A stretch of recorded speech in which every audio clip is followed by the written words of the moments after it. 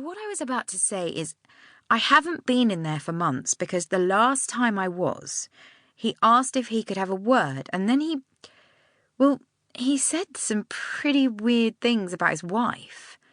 I gave the shop a wide berth after that, told Swains to buy his own coffee. Christ, if you're saying it was weird, that worries me. Define weird. He said she'd threatened him. Nothing physical, just that she was going to make him pay for being a crap husband, essentially. Make him suffer was the term he used, I think. And you didn't mention this to anyone?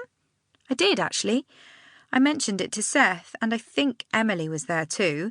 We had a laugh about it, and then we got back to whatever we were doing. You know, solving murders, not sorting out beefs between coffee snobs and their loopy wives. You met her yesterday. Did she seem loopy?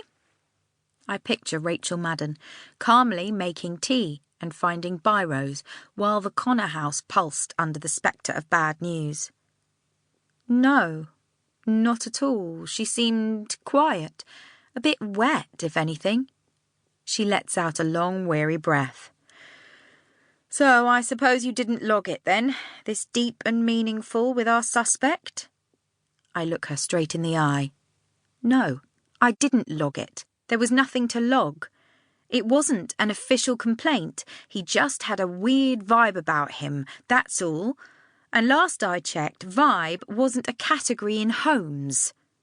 I'm aiming for defiant, but it's coming out all defensive.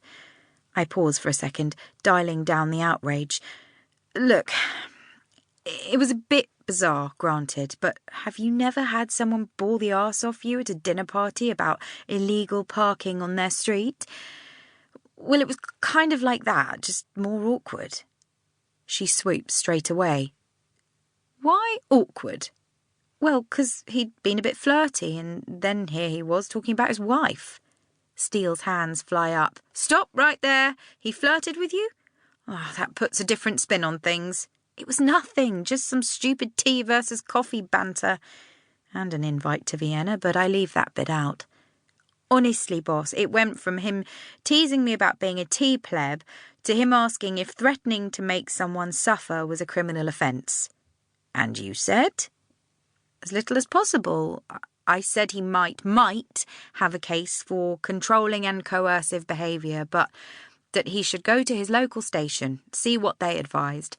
That's when he said he didn't want to make an official complaint. He just wanted to know what his options were, what he could threaten his wife with if things got worse. Christ on a cracker! And that's what passes for marriage these days, is it?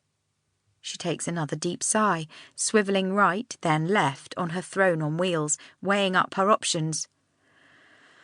OK, given we're on a skeletal staff already, I really can't afford to lose you, but you're not to go anywhere near Joseph Madden, OK? Renee's already had a quick chat with him, so she and Parnell can do the interview when his brief gets here. She pauses. Now, is there anything else I need to know? I shake my head. Wonderful. Right answer. Now, let's get out there, shall we? Much as I love our girly chats, there's work to be done. She opens the door. After you. Just days ago, there was a different feel to this room. We hadn't had anything new for weeks, and if you'd watched us with the sound down, you could have mistaken us for any other office. Insurance brokers, corporate travel agents, maybe. Just a bunch of drones in business casual, sharing biscuits and filling out forms. Right now, though, there's a zip in the air, the inimitable bounce of not just having a new case, but a possible suspect too. Everyone looks sharper and more focused, like dieters on New Year's Day, full of promise and unshakable belief. Boss! Emily practically rugby tackles Steele. I've checked his statement word for word. He said, I never spoke to her. I barely recall even seeing her. OK, good, Ems. We've got the photo to disprove that. Renee, has he said anything yet? Renee, typing something at frenetic speed, recites their conversation. Once he got home from the party, he had a minor marital hoo-ha with his wife and went for a stroll to cool off. He's not sure of the time, but it must have been around 11:45, as he was only...